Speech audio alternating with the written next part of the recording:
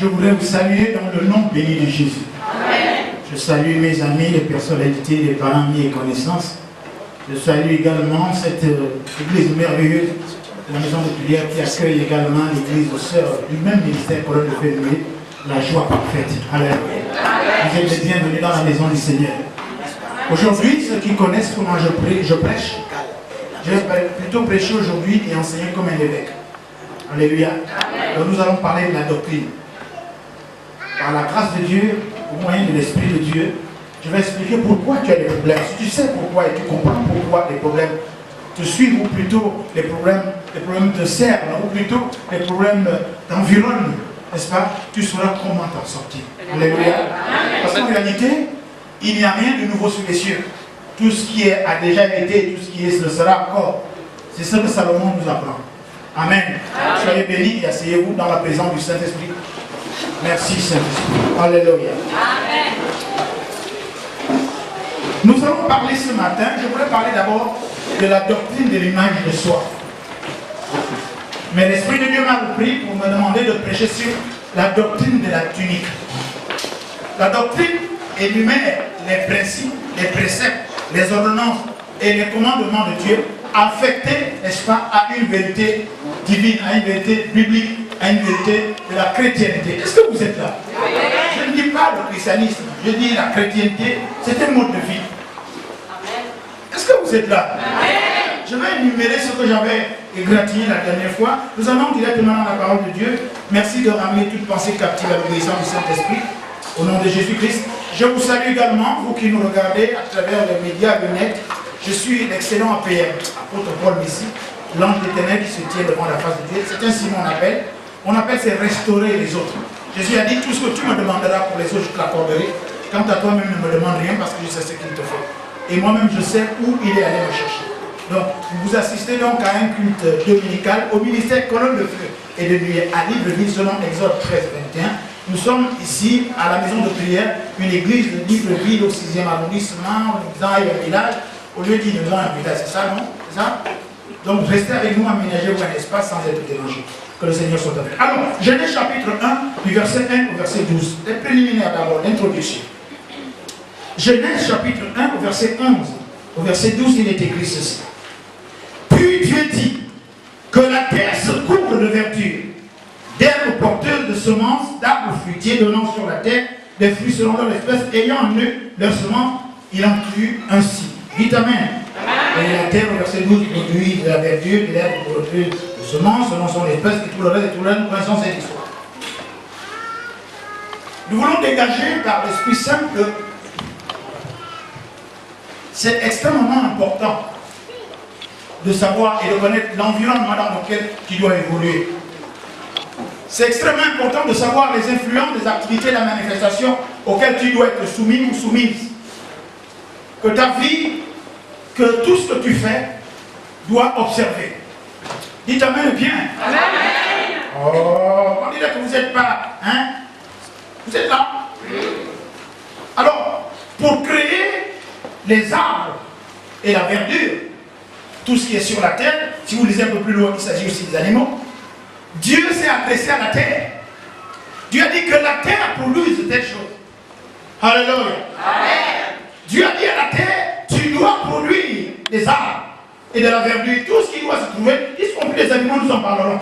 Ce n'est pas le seul jour, mais c'est une introduction. Donc, si un arbre est arraché du socle de la terre, parce que c'est là que Dieu a dit qu'il doit être, n'est-ce pas, non? Si un arbre est arraché de ce socle-là, peu importe la profondeur de ses racines et la sève qu'il a emmagasinée pour nourrir les branches qui, elles, portent les fruits au-delà et en extrémité du feuillage, n'est-ce pas, non? Cet arbre-là sera posé par terre. Certes, il continuera à porter des fruits, certes, il continuera à avoir le feuillage vert, verdâtre, mais à la longue, n'est-ce pas, à la longue, comme ne pouvons plus puiser, n'est-ce pas, à partir de ses racines, les nutriments qu'il faut pour son développement, n'est-ce pas, pour sa stature, cet arbre va finir par mourir. Vous êtes d'accord avec moi? C'est vrai, non? Oui.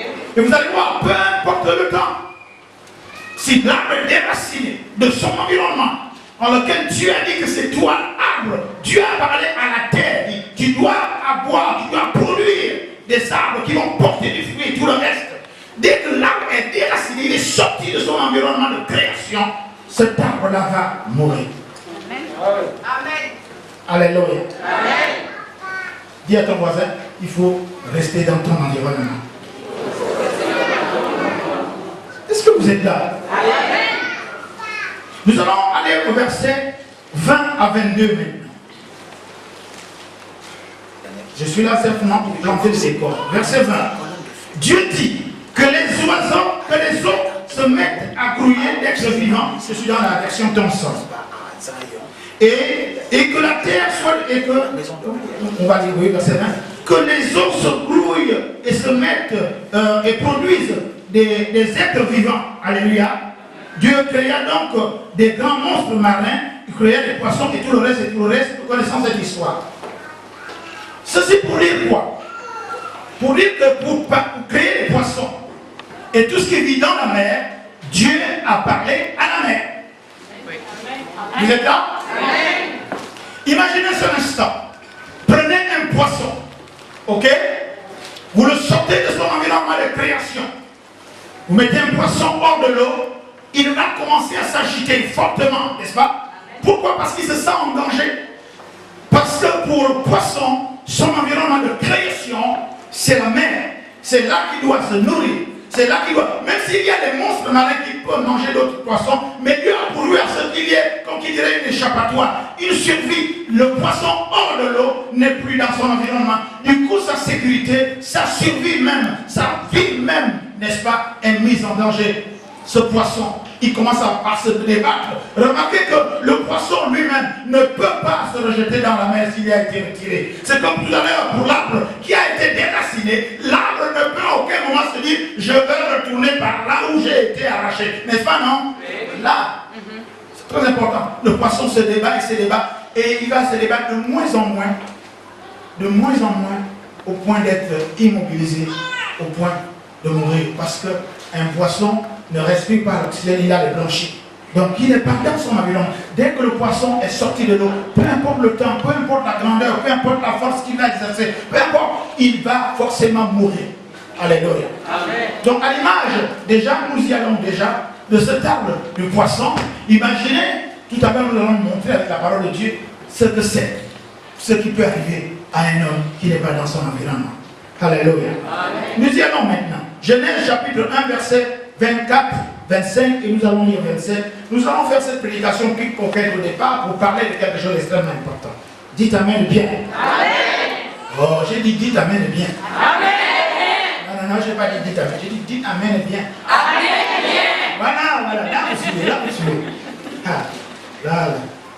Monsieur son excellence, ou bien tout lui ne suit pas. J'ai dit dites Amen bien, il dit Amen. C'est pas ça. Nous avons une personnalité avec nous aujourd'hui. Je suis réjoui.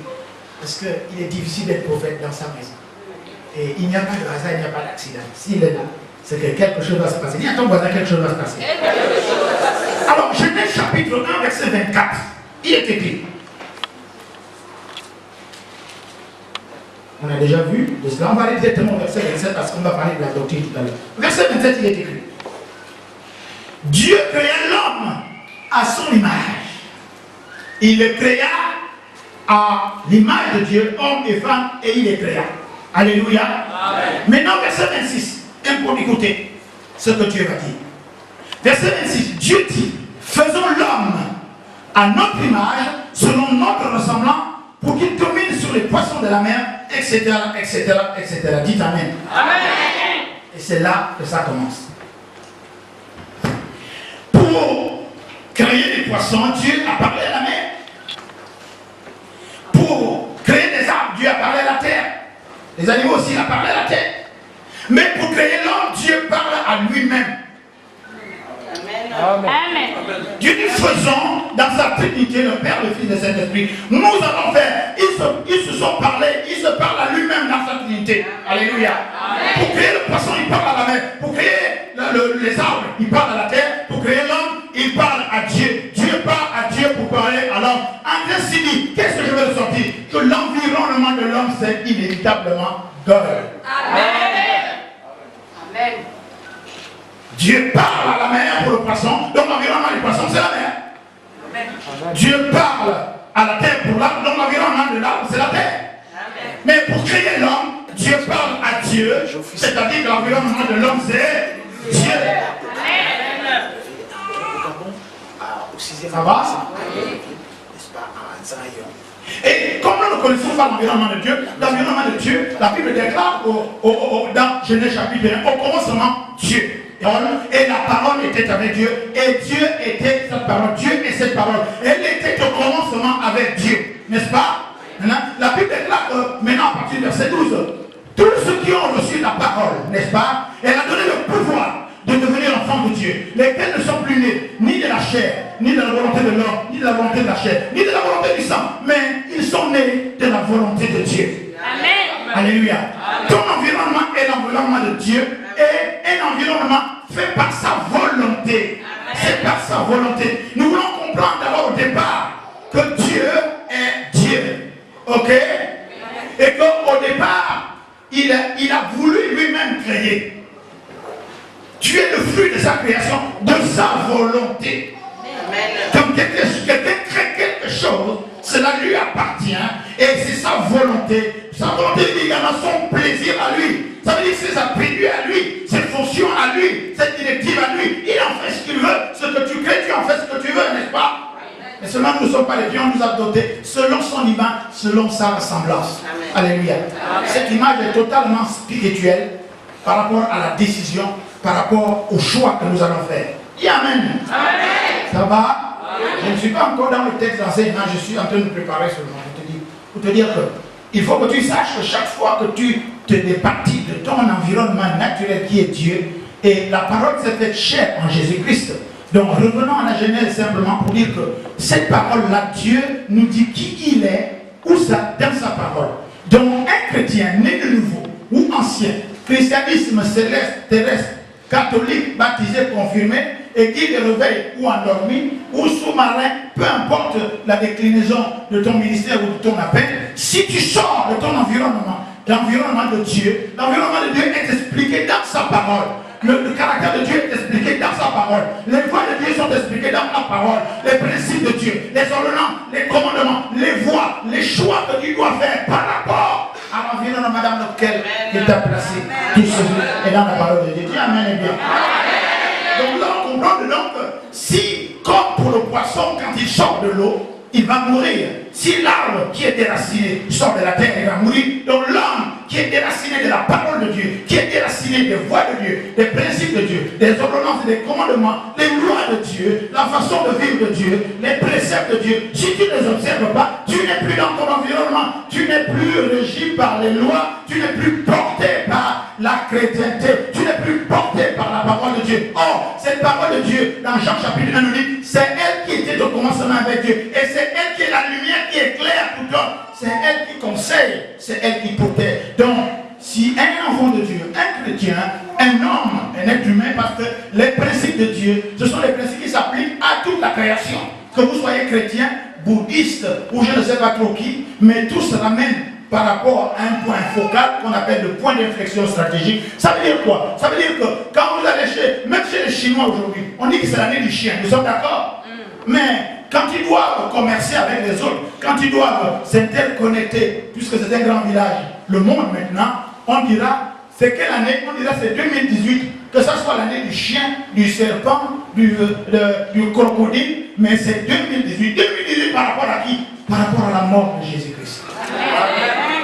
Donc quiconque dans ce monde doit créer un repère pour communiquer avec les autres, est obligé de façon indirecte, volontairement ou pas, de parler du point focal d'inflexion stratégique. C'est toujours avant Jésus-Christ ou après Jésus-Christ. Du coup, Jésus-Christ devient le centre. La parole de Dieu, donc la parole de Dieu, Jésus-Christ est la parole. Donc la parole de Dieu est toujours centrale. Quand quelqu'un doit émettre un chèque, il doit mettre la date. Quelqu'un doit écrire un document, il doit mettre la date. S'il n'est pas daté, vous savez que ce n'est pas recevable, n'est-ce pas, non? En d'autres termes, s'il ne situe pas son document, il ne situe pas sa vie, les circonstances, les événements et les conditions, ce qu'il vit, si ce n'est pas situé par rapport à la date par rapport à qui? Par rapport à Jésus-Christ, par rapport donc à la parole de Dieu, par rapport donc l'environnement de Dieu. Est-ce que ça va? Oui. Ça va? J'avance ou bien tu me détestes déjà? Donc, si quelqu'un est sorti de son environnement, c'est la faute à qui? Ainsi que le poisson peut être sorti de l'eau, ça peut être volontairement ou pas, mais à cause de la loi de vérité et à cause de la loi divine, chacun reste dans son milieu. Un poisson ne peut pas volontairement aller par la terre, n'est-ce pas, sur la terre. Un arbre ne peut pas dire à partir de maintenant je sors, je commence à marcher, sauf si vous regardez le Seigneur, les anneaux ou les arbres peuvent se marcher. Ou bien si vous avez mangé du bon les arbres peuvent se marcher et tout le reste. Les rivières peuvent parler. Souvenez-vous, c'était à la création. Tout le monde pouvait se comprendre. Les animaux parlaient le langage des humains. Jusqu'à cette époque-là, effectivement, nous avons en parlé tout à l'heure, l'image et la ressemblance de Dieu. Dieu les créa à son image, selon sa ressemblance. L'image, qu'est-ce que c'est? C'est la représentation de quelqu'un, de quelque chose. Oh, j'ai regardé dans le dictionnaire Larousse, pour ne pas dire n'importe quoi. C'est ce qui reproduit et imite et qui évoque quelqu'un ou quelque chose. Là, je viens de rentrer déjà dans la doctrine. L'homme est l'image et la ressemblance de Dieu. L'image et la ressemblance de Dieu, tout cela est dépeint dans la parole de Dieu. Dieu est un être spirituel, n'est-ce pas? Et on va dire que sa manifestation se trouve dans Galates chapitre 5, verset 22. Dieu est un homme de paix. Et pourtant, pour délivrer un pays, pour délivrer une seule personne, il est capable de tout massacrer, de tuer tout le monde. Pour faire sortir son peuple d'Égypte, il a fait périr tous les premiers-nés des humains, de Pharaon jusqu'aux animaux. Pourtant, c'est un Dieu de paix, mais pourtant.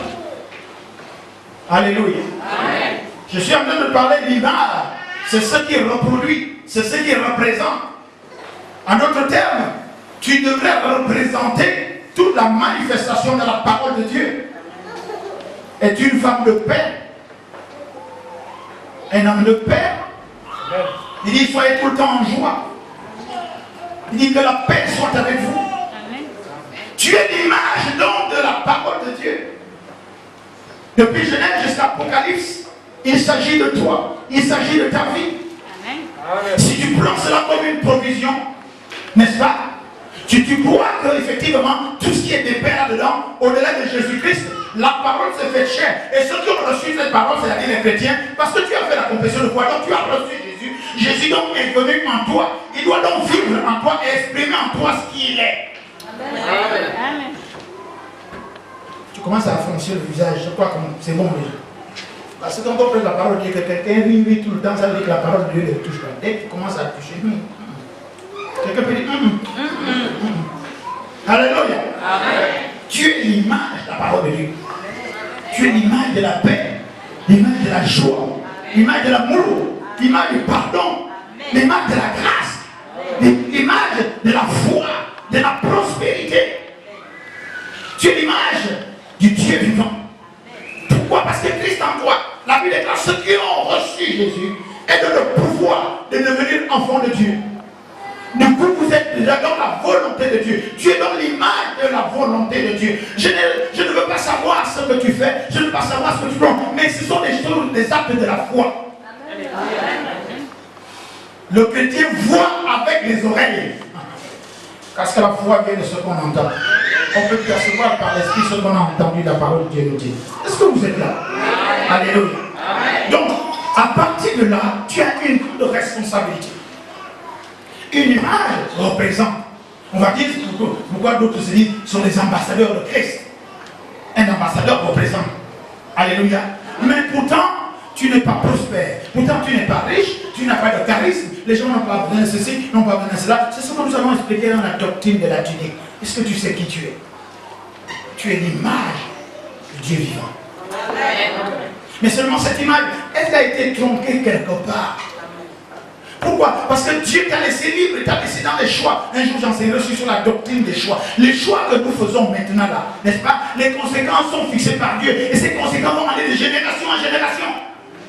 L'acte que tu poses là, tu penses être seul dans le noir. Cet acte-là va générer du fruit. Ouais, on dit amen. Bon d'accord, on dit amen, je vais dire amen seul. Parce que là ça devient sérieux. Les choix que tu as fait, oui, tu dois pouvoir en supporter les conséquences. Tu as décidé d'épouser cet homme, toute la famille était contre. Maintenant, tu es où aujourd'hui? Tu as décidé d'épouser cette femme. Il faut être courageux. C'est pour ça qu'il faut savoir. Et je sais de quoi je parle. On épouse un homme, une femme pour 3 ou 4 voire 5 raisons. Alléluia. Amen. Bon, maintenant, Dieu dit que nous sommes son image et sa ressemblance. Maintenant, qu'est-ce qui se passe au jardin d'Éden? La Bible déclare qu'il y avait 2 arbres. Il y avait moult arbres qui pouvaient manger le fruit de cet arbre. Mais il y avait 2 arbres express que Dieu réservait. Mais il a parlé surtout d'un seul. Il dit, tous les fruits des arbres qui sont au jardin, vous en mangerez. Mais celui-là, de la connaissance du bien et du mal, le jour que vous en mangerez, certainement vous mourrez. Certainement.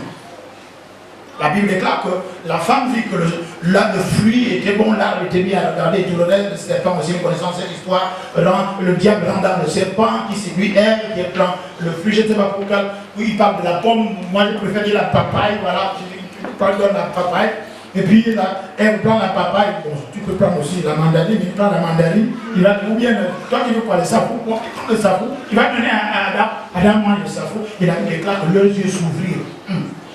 Et ils étaient nus. Le diable avait dit à Ève, non, si tu manges, Dieu ne veut pas que tu manges de ce fruit parce que tu serais donc comment Dieu. Donc le premier péché, c'est vouloir être comme Dieu. Mais ce qui est fait, ce qui est dit. En d'autres termes, être Dieu, c'est connaître le bien et le mal. Vous êtes donc l'image et la ressemblance de Dieu. Parce que vous savez ce qui est bien et ce qui est mal. Amen. Ça va? Oui. Je continue? Oui. Tu as déjà disais dans ma tête, ça, parce qu'on va y aller là-dedans. Mais seulement voici les 2 premières questions. On ne savait pas, la Bible déclare que Dieu descendait tous les soirs au jardin, il venait trouver ses créatures, il parlait avec eux. On ne sait pas de quoi il parlait, mais peu importe. Mais voici les 2 premières questions du jardin d'Éden. Dans Genèse chapitre 1, Genèse chapitre 3, n'est-ce pas? Verset, on va dire, 3, 9 et puis